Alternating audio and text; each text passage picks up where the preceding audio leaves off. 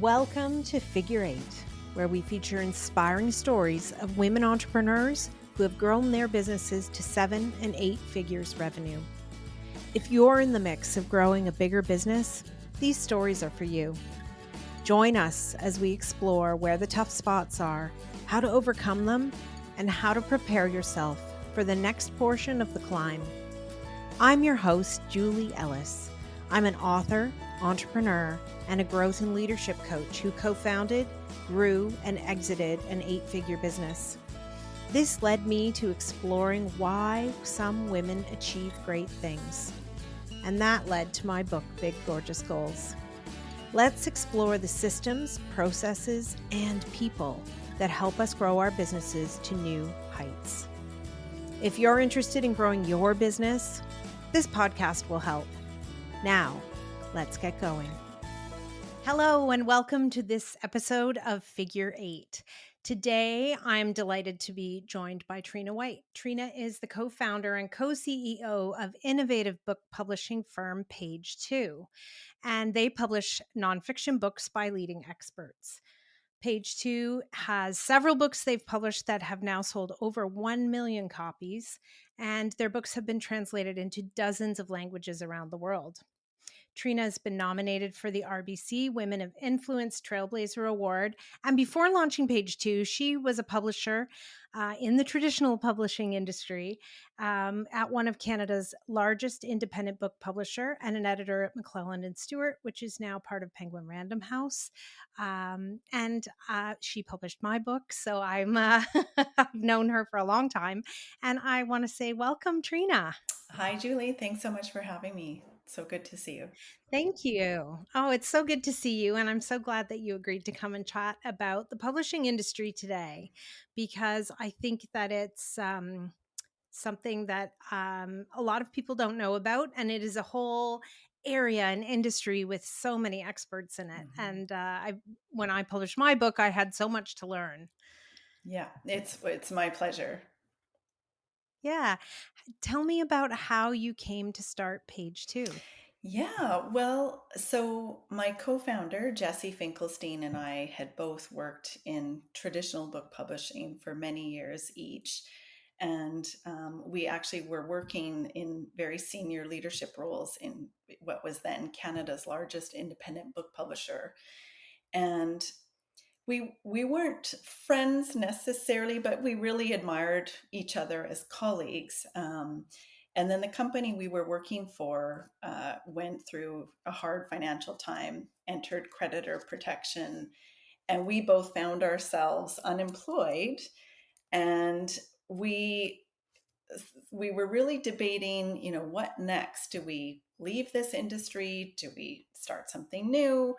And we realized that there was a real opportunity to start a different kind of book publishing company, and that the model we had been working in didn't always serve entrepreneurial authors in the way that it could. So we decided to launch our own company. At the time, we called it a book publishing agency, which was new language we invented because there really wasn't a term for what we were doing. Now the common term is hybrid publishing. And it's basically a model where the publisher really partners with the author to produce the best possible book. And in our case, an important focus for us is publishing books that are in alignment with the author's goals for themselves and for their businesses. So we started out, it was just the two of us, and now 10 years later we have a team of 22 people, and we publish about 60 books a year all over the world. Some of them have been big bestsellers, like The Coaching Habit and a book called Exactly What to Say. But it started with us planning in my living room, basically, with my newborn baby in my lap.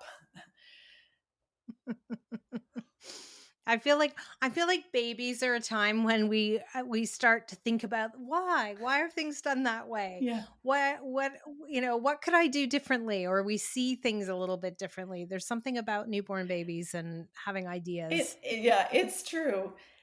And it was also just a realization that there were a lot of people who were interested in the new world of self-publishing at the time.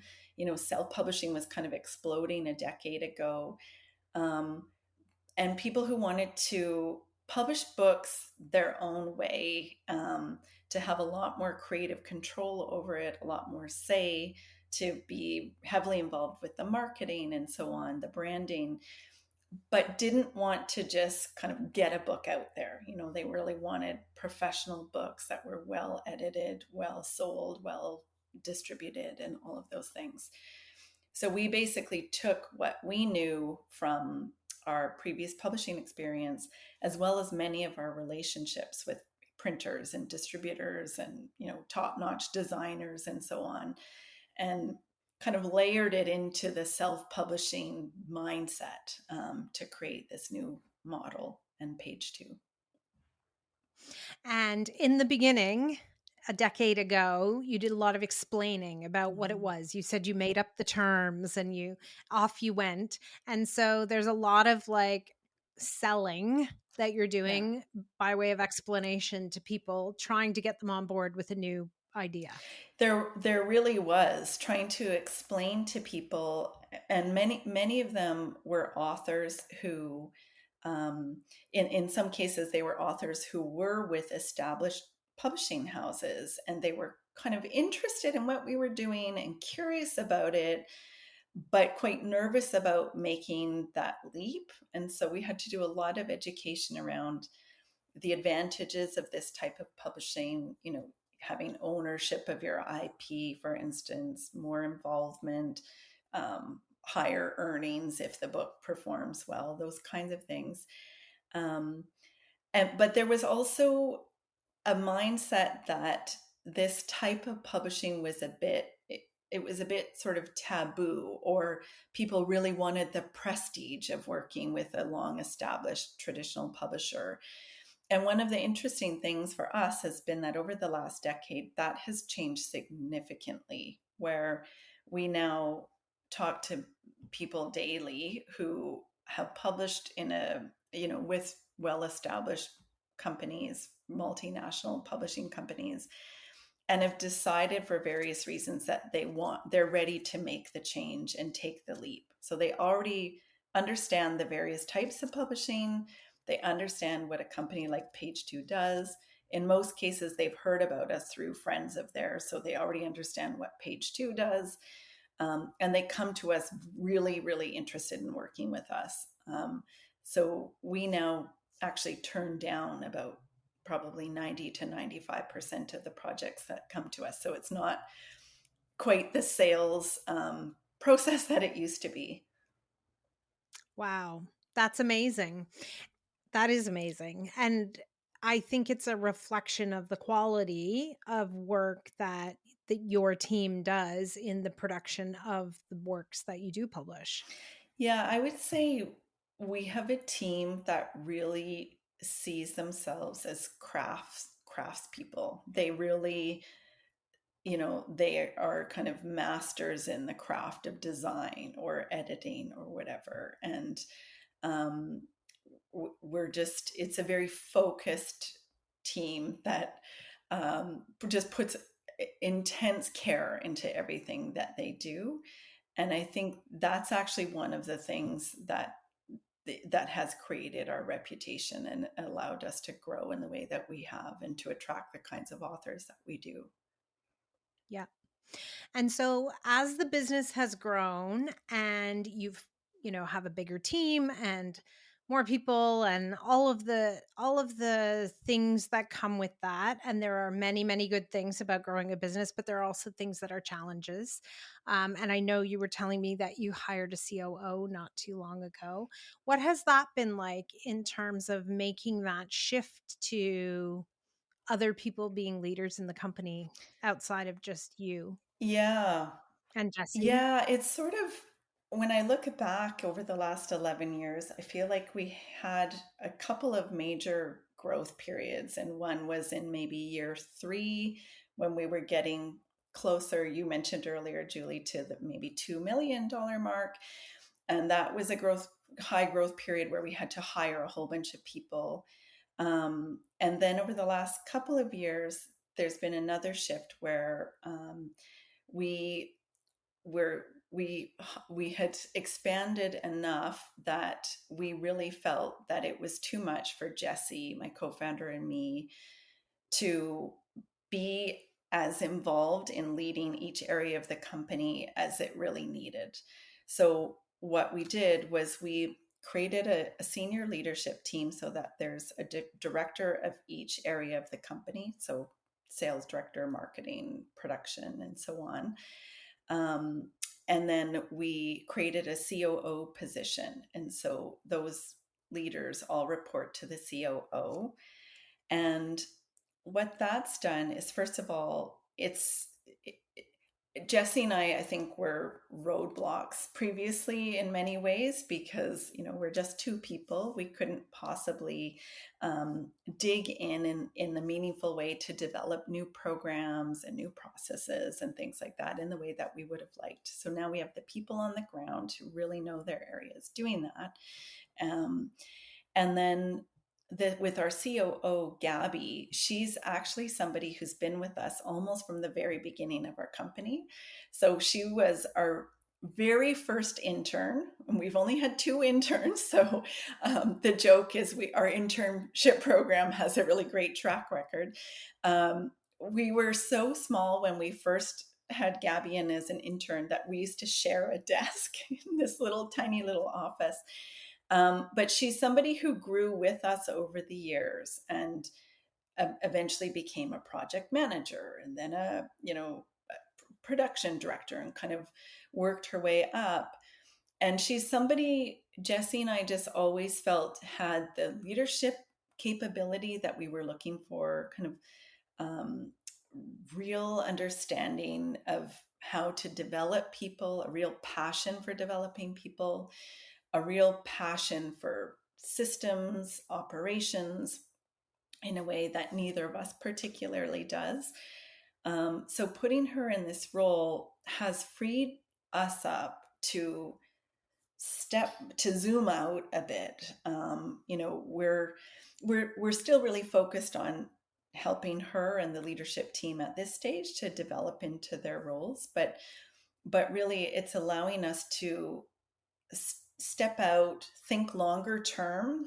We're less about the day-to-day fires and things that need to be resolved, more about where are we going. We're thinking bigger picture, more strategically, and that's hugely exciting for us. I mean, I think that's what every entrepreneur aspires to, right? Is kind of getting a bit out of the day-to-day management of things.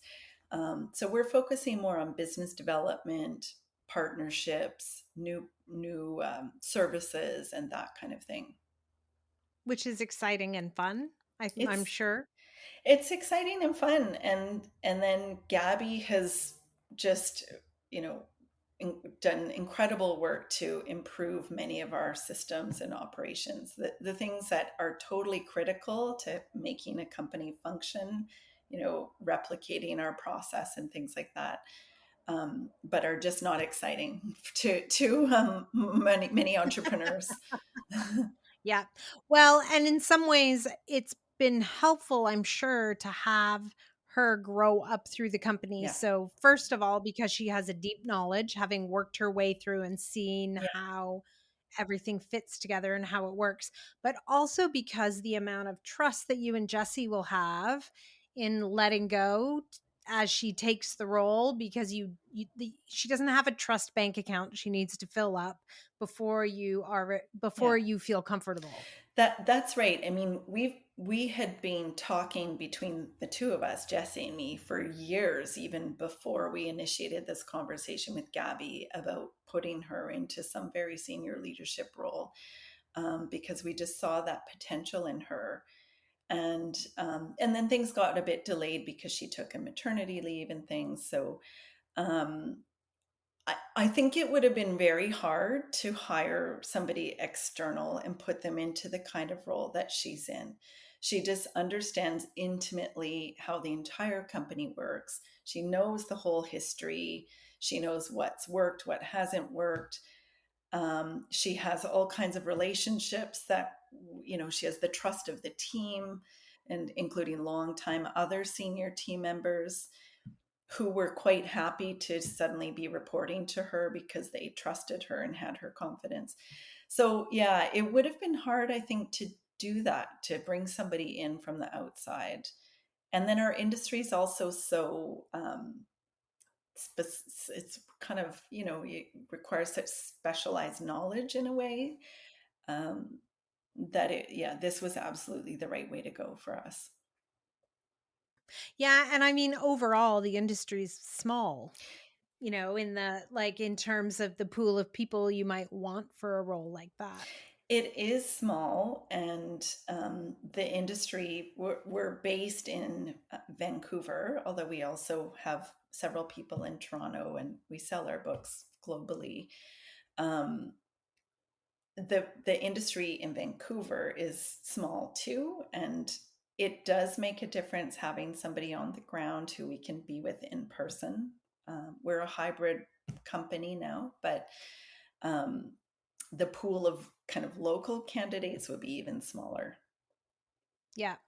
Yeah, and it is, I mean, those are some of the yeah, you're a hybrid company now. I think that's one of the sort of post-pandemic world challenges that a lot of us are facing. It's easy to be all in person, although it doesn't feel easy necessarily, but all in person or all virtual. At least it's an even way of managing and you can have a style. When you're hybrid, you have to be so careful about how communication flows and that the people in person don't know things. It's hard. It's a challenge for sure as a leader. It it really is. And a funny thing, Julie, is that I myself was actually a hybrid worker before the pandemic. And in the fall of 2019, I was featured in a Globe and Mail article as a remote CEO because that was such a rare thing at the time. Because I live in a rural community, and then I would commute into our office a couple days a week. And back then, our company was small enough that some of my colleagues would set a laptop up in our office, and I would just zoom in and they would be kind of in the background. So it was sort of like I was there. And then, of course, since then, everybody's working from home part of the time. Our team is about double the size it was in 5 years ago. So those kinds of ideas are not practical anymore. And you do have to be really, really intentional about the flow of communication, making sure that everybody has the same information. And it's still a bit of a challenge, to be honest. I do find it to be, it's like there are more meetings than ever in a way because we're trying to fill the gap of those in-person conversations that we used to have. And even using tools like Slack and things don't quite replicate the kind of in-person creative interaction that we have. Hmm. Well, and it is probably a combination because if you say, if we think about 5 years ago, we're really talking about the period sort of just before the Hmm. pandemic to now. So there's been so much change. Hmm. But I think that so there's this workplace change where you've gone from, to truly hybrid, from mostly in person to a truly hybrid environment, and also doubled your team. So there's like all these different forces from those two things that have kind of come together because once teams get up to a certain size, there's more HR, there's more human resources that's required. People have more questions, Yeah. you need more policies, you need more scaffolding and structure. Yes, you absolutely do, which was another reason for creating this COO position. And we also hired an external, sort of a fractional HR director, which has been incredibly helpful. She's helped us level up, our HR policies of all sorts, from employment agreements to, leave policies, all kinds of things. That's been really helpful. And again, if Jesse and I were to be doing all of this, just the two of us, it would just be way too much, given that we also need to be focused on business development. Yes. And so now you've got the freedom to focus on those things. Yeah, that's right. And how would you say that's changed your job? I would say it's one of the things that's been incredible is I feel it's made my job more creative, again. So, really to be able to think about new opportunities in a creative way, to get out of the weeds, really, for the team to have other people to go to with all of their questions. That's made a big difference. I feel much happier personally, so I feel, it's increased my satisfaction as an entrepreneur significantly. And then it's also just allowed us to do more. So if I look back, even at the last year of what we've accomplished as a team, it's really quite incredible. And there's just no way we could have done this without our leadership team. Right. I think that's so interesting because I do think there's this, we all go in bright and shiny with our eyes sparkling as we start businesses because we have these great ideas or we see a need. But then is this like messy middle part where you're like, am I really good at this? How did this become part of my job? Mm-hmm. Do I really want this? Like, Mm-hmm. do I want all these people reporting to me or all of these operation and systems Yeah. things or, whatever it is that isn't kind of in our true gifts that we brought to the Mm-hmm. table. And so it's really encouraging to hear that you've gotten back to that. It is. It's really, really incredible. And, I remember when we first launched Page Two, we set up this sort of informal advisory board. And one of the people on that board said to us, the thing you need to keep in mind as you grow your company is you need to document everything. You need to really establish your process and your systems, because that's what someone ultimately will want to buy. And that's what's going to help you scale your company efficiently. And I remember at the time thinking, I didn't really know what she meant. Yep. And now I do. And let me tell you, it's so much harder to go back and kind of reverse engineer, in a way. If we had really slowed down and documented everything we did along the way, it would have made the growth, I think, easier in some ways. Um, Mhm. yeah. It's one of those interesting things where I know we had a lot of conversations at Maples Labels as it was growing about, so this process or this system isn't scaling with us anymore. We're out of band, it's reached the limit. Yeah. So, how far do we go in terms of like, you have this thing where you want the heavy hammer, like you want something that will do it all, but in truth, you be equally unhappy with that because it's not going to do the job for you either. Like it is this process of how do you get, 3 or 5 more years out, and then, and hopefully you can do things with enough longevity to get to those next milestones without breaking them. But I think it's hard because you do have this, you want everything, but really the business can't handle everything at that point. So you've Yeah. got to also figure out how to integrate, bite off the right size pieces, so to speak. It's true, and you're right. I mean, it is also a process of constantly reevaluating. So what's broken, what no longer makes sense given the size we're at now, where we can't just, and we're not all in the same room, so we can't just lean over and say, "Hey, this thing is happening," right? How do you, build the scaffolding, as you say, to grow with the company? That's a real challenge. And thankfully other people at page two have a head have a head for it. That is, and it is great because, yeah, when you get stuck doing work that doesn't like isn't in your kind of zone of genius, it's very draining and very hard to be excited about the rest of the work. Yeah, that's right. Yeah, Jesse and I entered this year ready to start doing some long-term business planning, thinking about where are we going next? What are the new products or services that we want to be offering? And it's just so invigorating to be thinking that way. It's almost like a second chance at a startup phase in a way. Yeah, Yeah. Yeah, and thinking about, yeah, what other things could you bring to help the people the authors that you work with, exactly.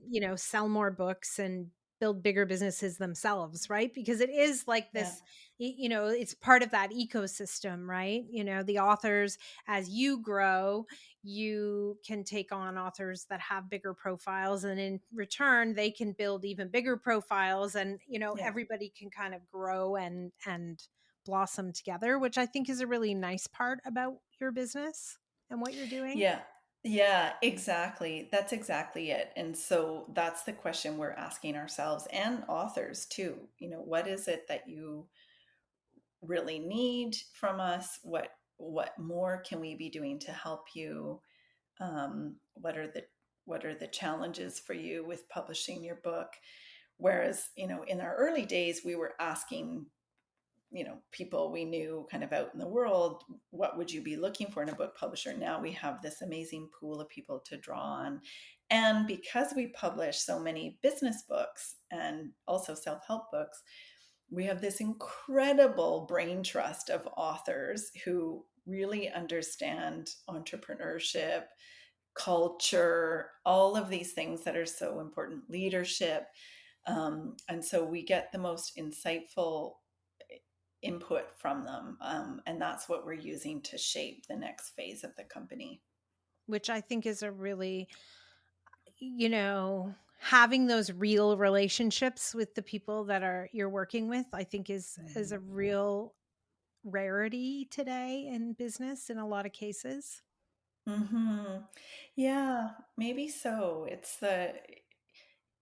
There are authors, there are clients, but I think it's part of our process and the way hybrid publishing ideally works. We